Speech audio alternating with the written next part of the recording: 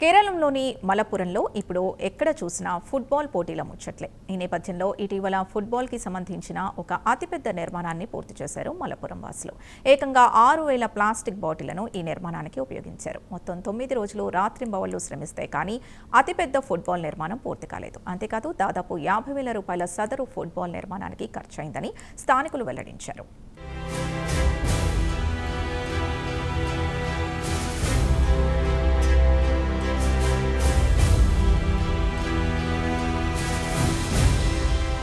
కేరళలోని మలప్పురానికి ఒక ప్రత్యేకత ఉంది. ఇక్కడ ప్రతి 10 మందిలో 6 ఫుట్బాల్ క్రీడాప్రియులు. భారతదేశంలో ఎక్కడ ఫుట్బాల్ పోటీలు జరిగినా మలప్పురం వాసులే ఎక్కువగా కనిపిస్తుంటారు. ఈ నేపథ్యంలో త్వరలో ఫుట్బాల్ వరల్డ్ కప్ పోటీలు జరగబోతున్నాయి. ఈ నేపథ్యంలో ఫుట్బాల్ క్రీడపై తమకున్న భక్తిని, ప్రేమను చాటుకున్నారు మలప్పురం వాసులు. ఫుట్బాల్కు సంబంధించిన ఒక అతిపెద్ద నిర్మాణాన్ని ఇటీవల పూర్తి చేశారు మలప్పురం వాసులు. అంతేకాదు మలప్పురం సిటీలోకి ఎవరైనా సరే ఎంట్రీ ఇవ్వగానే సదరు ఫుట్బాల్ నిర్మాణం కనిపిస్తుంది. గోల్ చేయడానికి ఫుట్బాల్ క్రీడాకారుడు పడే తాపత్రయం ఈ నిర్మాణంలో కొట్టొచ్చినట్లు కనిపిస్తుంది.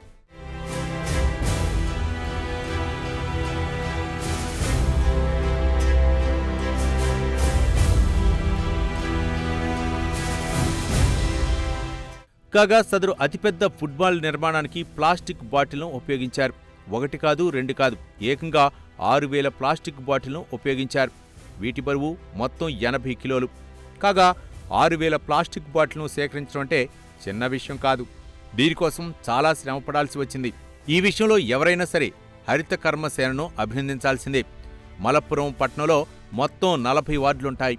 దీంతో హరిత కర్మసేన సదరు 40 వార్డుల్లోనూ విస్తృతంగా తిరిగారు. ప్రజలకు చెప్పి తమకు అవసరమైన ప్లాస్టిక్ బాటిల్ను వారి నుంచి వీరు సేకరించారు.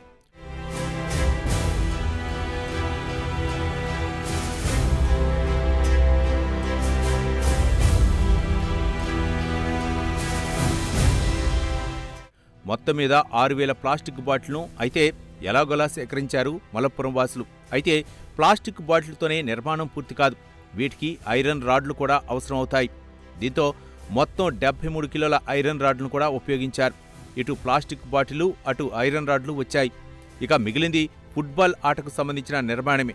అయితే అది అనుకున్నంత సులువు కాలేదు. 1 కాదు 2 కాదు, మొత్తం 9 రోజులు పట్టింది. మొత్తం 9 రోజులు రాత్రింబవళ్లు శ్రమిస్తే కానీ అతిపెద్ద ఫుట్బాల్ నిర్మాణం పూర్తి కాలేదు. కాగా ఫుట్బాల్ నిర్మాణానికి ఖర్చు కూడా భారీగానే అయింది. దాదాపు 43,000 ఖర్చయినట్లు మలప్పురం వాసులు తెలియజేశారు.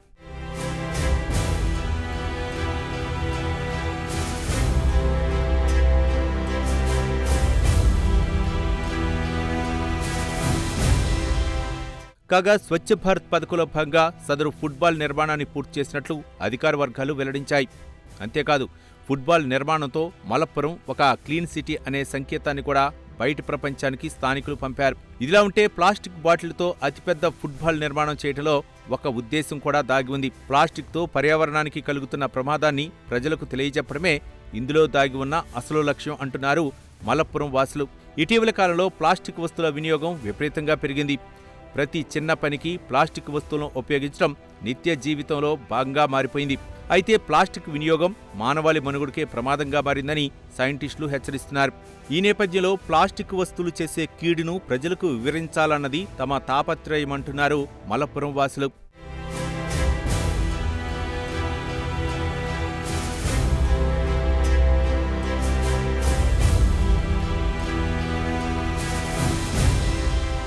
ఇదిలా ఉంటే మరో 20 రోజుల్లో ఫుట్బాల్ పోటీలు ప్రారంభం కానున్నాయి. ఈ నేపథ్యంలో ఫుట్బాల్కు సంబంధించిన మరికొన్ని కార్యక్రమాలను కూడా చేపట్టనున్నట్లు మలప్పురం మున్సిపల్ చైర్పర్సన్ వీటి రినీషా వెల్లడించారు. ఫుట్బాల్ క్రీడ పట్ల మలప్పురం వాసులకు ఉన్న క్రేజ్ను బట్టే ప్రపంచానికి తెలియజేసేలా తమ కార్యక్రమాలు ఉంటాయన్నారు ఆమె. ఏది ఏమైనా ఫుట్బాల్ పోటీలకు స్వాగతం చెప్పడానికి మలప్పురం వాసులు రెడీ అవుతున్నారు.